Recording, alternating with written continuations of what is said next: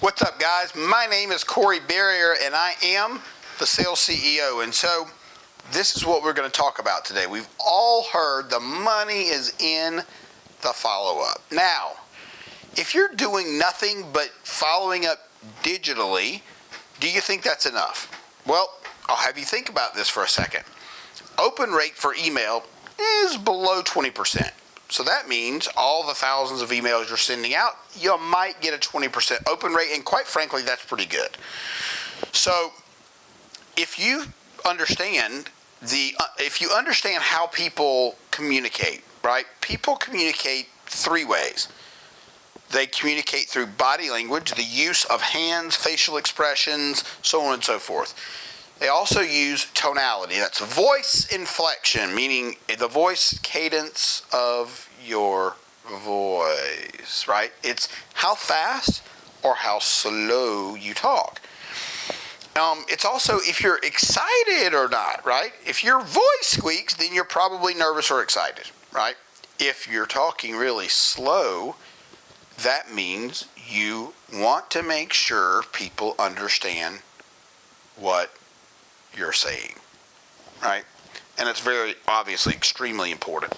So also, right, the number three part to that is the words that you use is only 7% of communication. So body language is 55%, tonality is 38%, and 7% are the words that you use. Now let's scroll back to the digital follow-up, right? The emails. Even though you're getting maybe, let's just call it a 20% open rate, you're still only sending words, right? Most likely you're not sending video or a voice note because you're using a funnel or using some kind of automated follow-up process that falls lots of times on deaf ears. So if that is your only form of follow-up, that's why you're not doing very well. It is okay. Now, I hope you're sitting down for this because you may have a heart attack. It's okay to pick up the phone and call people. What, Corey? The phone's dead. Absolutely not. Listen, I run ads for my Sales CEO syndicate. And when somebody answers the ad, they put a phone number in. Do you know how many of those people typically I can reach on the phone? 7 out of 10 people is the average. 7 out of 10. How many times do you have the ability to reach directly to somebody who's interested in what you're doing? Well, maybe a lot. You may have a lot of opportunity, but you're not utilizing an effective follow-up process. We also go through this in my Sales CEO syndicate, but listen, if you're following up, you got to do it. You got to have an omni-channel presence, right? If I'm following up on, if I want to bring Callie Keene on to my team, here's what I do, right? I follow Callie. I like his material. I like his content. I read it. I comment on it. Not a great job or a love this post or a damn emoji. I say, oh man, I really like this article that you wrote about RF shield racks. It's pretty cool that you're designing these things to fit in NASA, right? That actually may be true, or it may not be true. I can't confirm nor deny. The point is I took the time to read a post that he put up that I'm not that interested in, but I'm interested in working with him because I could see some holes in his sales process, or maybe I could see some holes in the way he talks to his employees, or maybe I hear his stories that talk about how he would like for all of his employees to bow down and kiss his feet when he gets to work, right? That's a fake story. That's not true. But the point is that if you follow people and you pay attention to them, they should be in your top 25 people that you want to do business with. That means you keep top of mind. You stay in front of that person until they're ready to make a buying decision. That does not mean pitching people constantly in the DMs. It's not what I'm saying. What I'm saying is you want to stay top of mind. You want to be on the forefront of that person's mind. And at the end of the day, if you do those things that I just told you, you will be. Now, If you don't do those things, you won't be. And you're going to get lost in the sea of everybody else. And if you show up like everybody else, for example, when you get on a sales call on Zoom, you might be thinking, I'm at home. It's a Zoom call. Not a big deal. We're in a pandemic. Who cares? If I'm the customer, I care. Because I know you before the pandemic. I know that you used to wear a collared shirt to work. I know that you didn't show up to my place of business in a ball cap turned around backwards and a t-shirt that says Slayer on it. That is not the same person that I bought into 6 months prior, right? And so what does that tell me as the owner or the business owner? That tells me that you're a bit different than what I thought. It may put doubt in my mind that you can do the things that you say you can do. Now, that's important because if you are creating doubt in the customer's mind, what do you think the outcome is going to be? Not good. Not good at all, because that person is going to see you in a different light. And they may feel disrespected. At the same time, they may not give a shit what you're wearing. Maybe they only care about the results, which is typically the case. But I'd have you think for a second and challenge your thought process on this. Do you think maybe, yes, they want the results. 100% they want the results. But do you think maybe there's a possibility they bought you and now you've changed?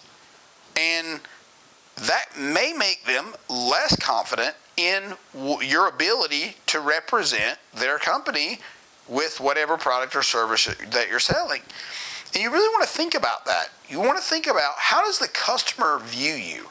Because if the customer views you as high maintenance, if the customer views you as a pain in their ass, they're not going to keep working with you.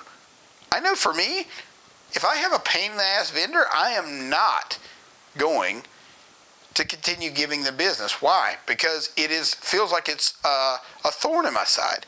I have to work harder to just be around this person. My brain has to go in overdrive because I need to match their energy. I need to fill in the holes that they're not able to fill in, and that makes me less confident in that salesperson.